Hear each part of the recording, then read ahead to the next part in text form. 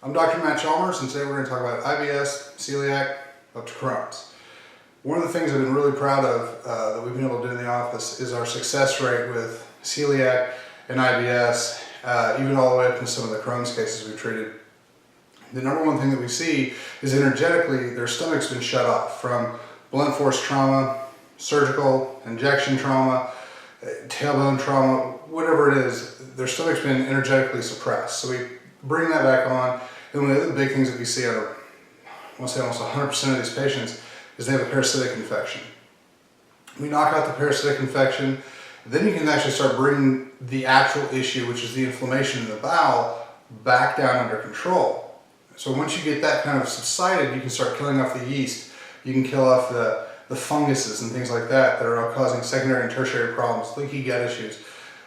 those sort of things. Then you can start bringing the probiotic back up where it's supposed to be,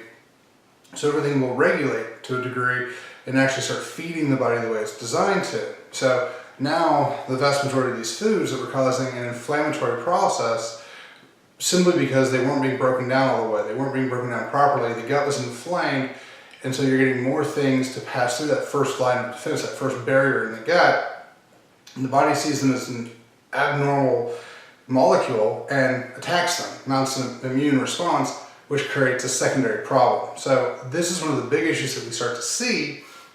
and that's why we have so many of the symptoms. So being able to knock out the parasites and then knock out the funguses and the yeast, bring everything back where it's supposed to be, has been able to do tremendous things for a lot of these celiac and IBS patients. So that's why when we get people in who've done literally everything else and everything else didn't work, that's why this tends to work, is because it's the one thing that addresses the whole picture that either they haven't been able to see or they haven't been able to address up to the point that they come to see us. So we're running real high numbers on the celiac and the IBS, getting those people substantially better than they were.